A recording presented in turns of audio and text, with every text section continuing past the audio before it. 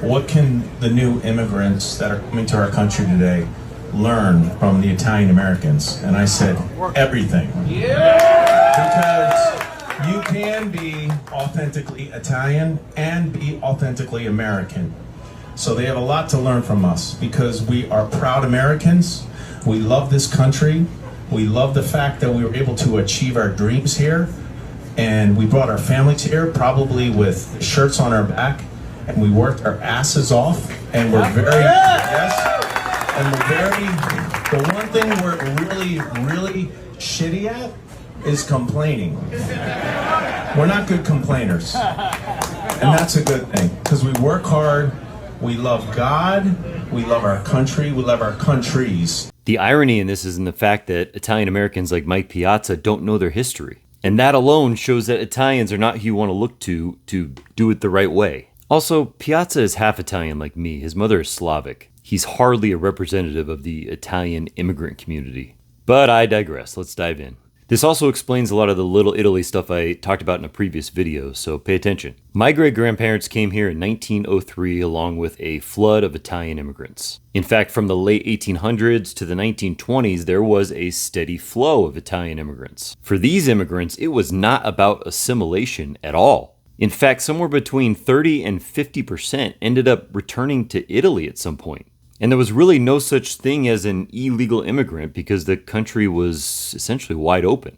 They made sure you didn't have diseases or a criminal record, and that was it. You signed your name at Ellis Island and you were an American. This was only, though, for European Americans. It didn't count for everyone, and that'll be important in a second. Even Italian immigrants were too much for most because among this group, they were too brown. And during this time, Italians didn't strive to learn English. They formed immigrant enclaves that we now call Little Italies, just like today's immigrant groups. There were always new Italians coming and going, and so the culture was incredibly vibrant. There was no desire to be like anyone else. But being the brownest among the Europeans, they were not treated like everyone else. Over time, they faced intense discrimination. In fact, one of the largest lynchings in American history was Italians, 11 of them in 1891. You think Italians wanted to venture far outside of Little Italy's knowing that was the case? Remember, southern Italy was run by Spain for hundreds of years. And so there are a lot of similarities between the Spanish and southern Italians. Really all of southern Europe. And so Italians were lumped into derogatory terms for other groups like Dago.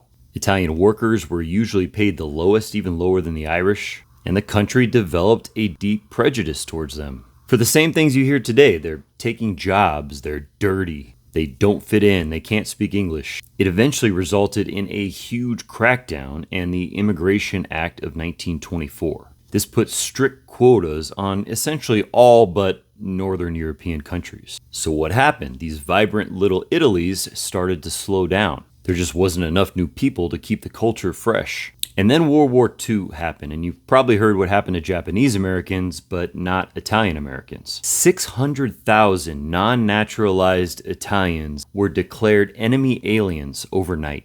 They had travel restrictions, curfews, and often internment. And so Italians rightfully started to get really scared. And so they turned to patriotism to protect their children and their community. They stopped teaching their kids Italian. Some of them changed their names to sound more Anglo. And a lot of them pushed their children to enlist in the war. 500,000 Italian men went on to serve, and this supercharged the community's assimilation. When they got back, they got the GI Bill and moved all over the country. But the discrimination wasn't completely gone. They just lived with it and ignored it. People would associate them with organized crime, especially after The Godfather. And much like you see today with Spanish to English transitions, they would make fun of the way Italians talk. For instance, the word compare means Kumba. White people just heard Goomba because of the way they said it and started calling them that.